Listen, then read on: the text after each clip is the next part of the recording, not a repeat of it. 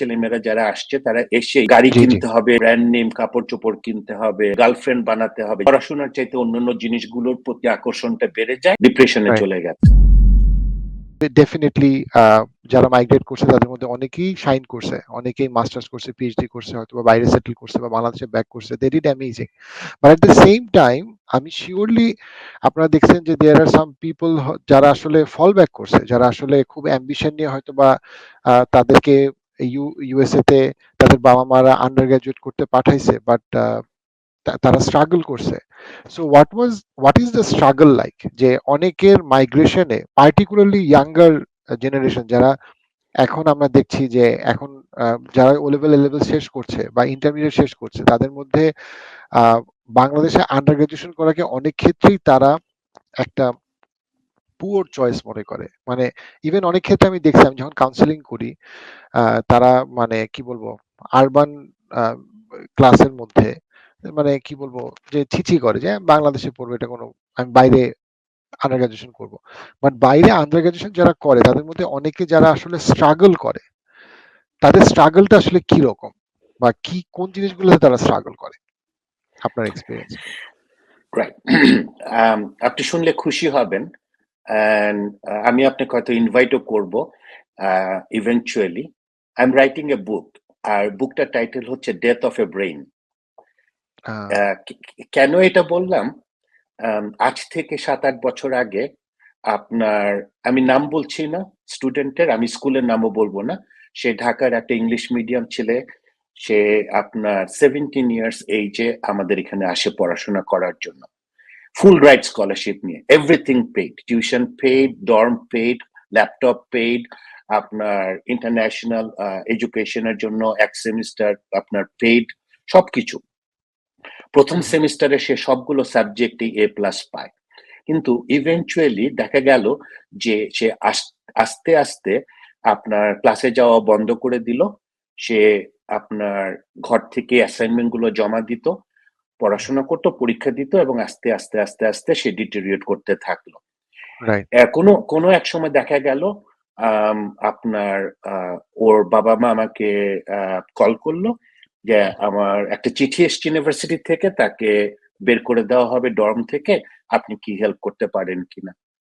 আমি গেলাম, ব্যাংকে টাকা আছে, আপনার এভরিথিং ইজ, আপনার রিসোর্স, সব রিসোর্স গুলো আছে, কিন্তু সে সময় মতো ডর্মের ফি দিচ্ছে না, টিউশন ফি দিচ্ছে না।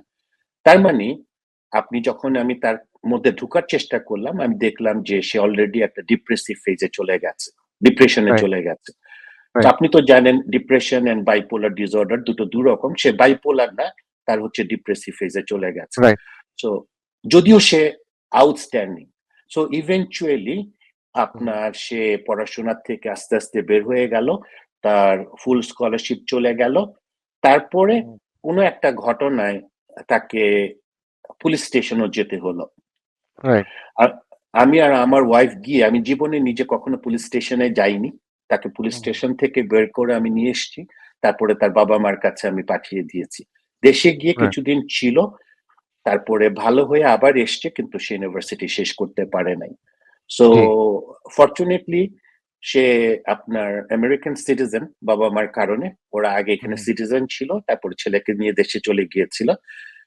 he's doing fine, অন্য সবাই যেরকম করে সে ওর জব করে বেঁচে আছে, ভালো আছে, but he could be somebody big. So আপনার রাইট। হ্যাঁ, সো এইটা একটা এক্সাম্পল দিয়ে আমি আপনাকে শুরু করলাম। আগেকার দিনে আপনাদের বয়সী ছেলেমেয়েরা যখন পড়তে আসতো, তাদের ফোকাস ছিল পড়াশোনায় এন্ড ডেস্টিনেশনে পৌঁছানোর জন্য, লক্ষ্যে পৌঁছানোর জন্য কষ্ট করা। এখন যেটা আপনার আরবানাইজেশনের কারণে আপনার এফ্লুয়েন্ট ফ্যামিলির ছেলেমেয়েরা যারা আসছে, তারা এসেই এখানকার নেগেটিভ সাইড গুলোর প্রতি বেশি এডিক্টেড হয়ে যাচ্ছে, আমি এডিকশনে চলে যাচ্ছি। গাড়ি জি, জি। কিনতে হবে সেই প্রথম সেমিস্টারে, তারপরে ব্র্যান্ড নেম কাপড় চোপড় কিনতে হবে, এগুলি করতে হবে, গার্লফ্রেন্ড বানাতে হবে, যেগুলো আপনি আপনার পডকাস্টে বলেছিলেন। রাইট। তাদের কাছে পড়াশোনার চাইতে অন্যান্য জিনিসগুলোর প্রতি আকর্ষণটা বেড়ে যায়, তখন তারা ব্যালেন্স করতে পারে না।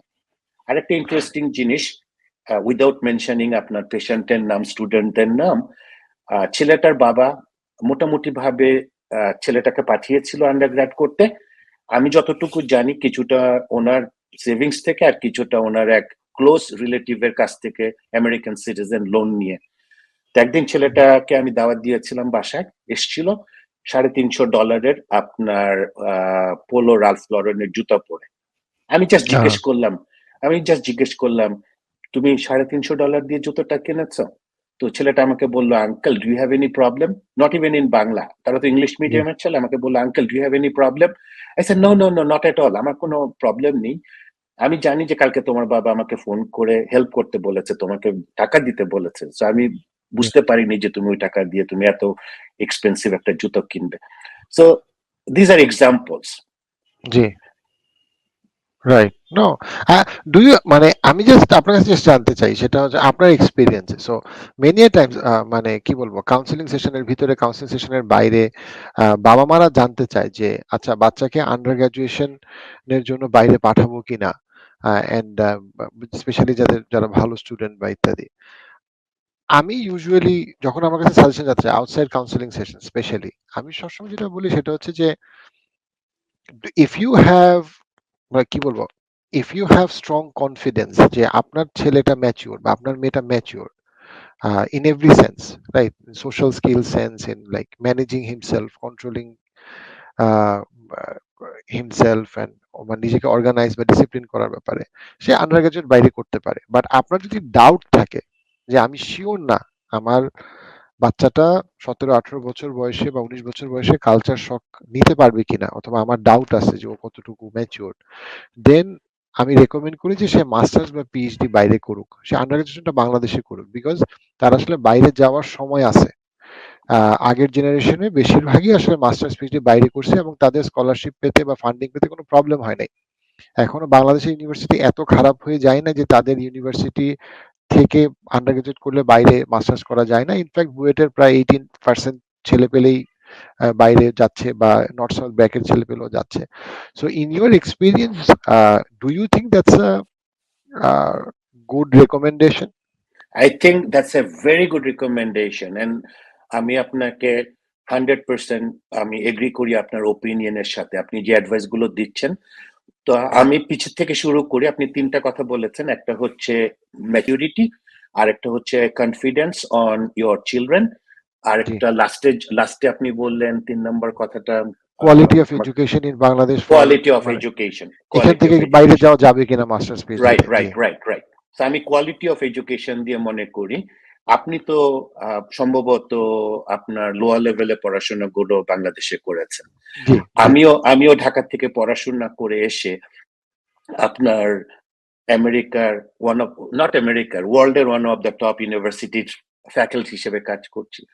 তখন আমরা যখন বড় হয়েছি, বই ছিল না, কম্পিউটার ছিল না, ব্রিটিশ কাউন্সিলে গিয়ে মোটা মোটা বইয়ের পিছে থেকে ইউনিভার্সিটির অ্যাড্রেস গুলো বের করে চিঠি লিখে 1 মাস অপেক্ষা করে আপনার অ্যাডমিশনের জন্য আমরা চিঠি লিখতাম, প্রফেসররা আমাদেরকে চিঠি লিখতো, ওইভাবে আমরা এসছি, পড়াশোনা করেছি। সো তখন যদি আমাদের একাডেমিক ব্যাকগ্রাউন্ড রিসোর্সেস না থাকা সত্ত্বেও আমরা পড়াশোনা করে এসে এখানে টিকতে পারি, ভালো করতে পারি, আমি তো মনে করি কোয়ালিটি খারাপ হয়নি, কোয়ালিটি ভালো হয়েছে, কারণ এখন রিসোর্স আপনার হাতের মুঠো। সুতরাং বাংলাদেশের কোয়ালিটি জি, খুব একটা খারাপ না। 2 নম্বর হচ্ছে আপনার, আপনি এটা বলেন নাই, আমি অ্যাড করছি, সেটা হচ্ছে ইউজুয়ালি যারা গ্রাজুয়েট স্টুডেন্ট হিসেবে পড়তে আসে, আমি বলবো 2/3 অফ দ্য স্টুডেন্টস, আর পিএইচডির ক্ষেত্রে 99%, 100% স্টুডেন্টস আপনার ইউনিভার্সিটি ফাইন্যান্সে পড়তে আসে। তাহলে বাবা মার উপরও আপনার ইকোনমিক জি, প্রেশারটা পড়ে না।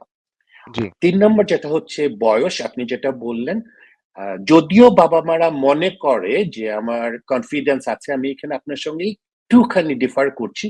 বাবা জি, মারা মনে করছে যে আমার ছেলে অনেক ভালো, আমার কনফিডেন্স আছে, ওরা গেলে ওখানে টিকতে পারবে, ভালো করতে পারবে। দ্যাটস জি, ভেরি গুড। কিন্তু আপনার কাছে আমার প্রশ্ন, as a counsellor, as an adviser, as a psychologist, বাবা মারা কি আদৌ ছেলেদের ব্যাকগ্রাউন্ড 100% জানতে পারে? ওরা কি, আজকালকার দিনে আমাদের জীবন অনেক বিপর্যস্ত, আমরা অনেক স্ট্রেস, ও বাই দা ওয়ে আমি স্ট্রেস নিয়ে কাজ করি, সো জি, অনেক জি, স্ট্রেস। সো বাবা মারা দুজনেই প্রফেশনাল, সারাদিন কাজ করে বাসায় আসে, ছেলেমেয়েরা সারাদিন কি করছে, কার সঙ্গে কথা বলছে, কম্পিউটারে কি ব্রাউজ করছে, রাইট, সবকিছু জানা সম্ভব না। যদিও জি, আমরা মনে করি আমাদের ছেলেমেয়েরা ভালো, and I hope আমরা কারেক্ট, আমাদের অ্যাজাম্পশনস ভালো। হ্যাঁ, যদি ওরা ম্যাচিওর হয়, আপনার কনফিডেন্স যদি থাকে আপনার ছেলে মেয়েদের উপরে পাঠান। আর আপনি যদি মনে করেন যে আপনি শিওর না, সেক্ষেত্রে 4 বছর বাংলাদেশে আন্ডারগ্র্যাড করে এখানে গ্র্যাজুয়েট স্টাডি করতে আসাটা ভালো।